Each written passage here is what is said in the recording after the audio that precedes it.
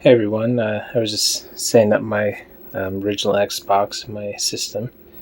You can see have it seen over here, and I have it going through this switcher box up here, this top one, and then it goes into this one, and then it goes down to this one, and then it goes into the TV.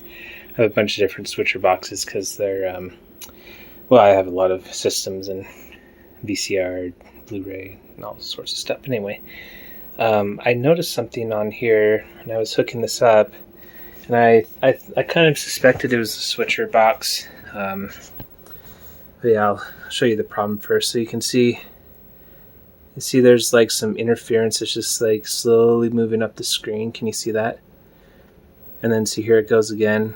It just like slowly moves up the screen. It's just like a constant, like it's just like a fuzziness that just goes up the screen.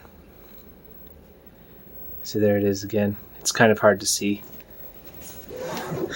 If I get closer, you can maybe see it better. So see, here's another one. So see, it just is like a little fuzzy distortion. Let me try to turn off the lights, see if it even shows it better.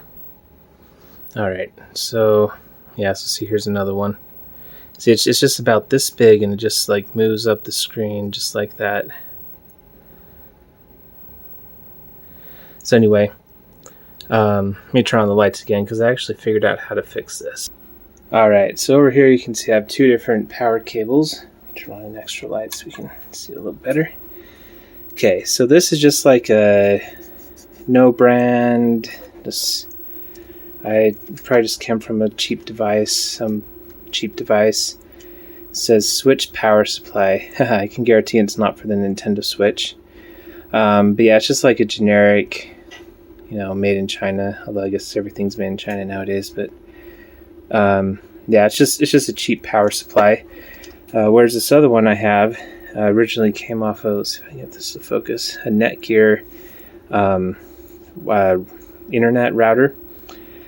And so yeah, so this is a name brand, and they look pretty similar, same size, they're pretty similar power.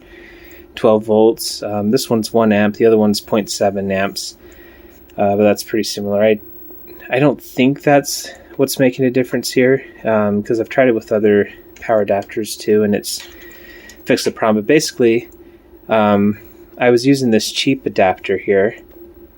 At least I assume it's cheap. I don't know. I guess I bought them both at a thrift store, but yeah, I assume it's cheaper than the other one.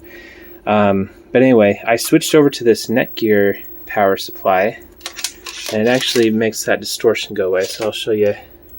So here's the other one. I'm going to unplug this one, plug in the Netgear power supply, and so let's see, switch inputs back to the Xbox. There we go.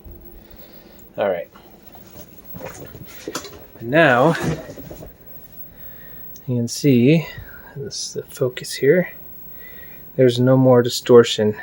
So before this line that you see going up right here, that's not the distortion I'm talking about. That's just because the refresh rate of this TV is like 59.94, and my camera does 60 frames per second, so it's just barely off.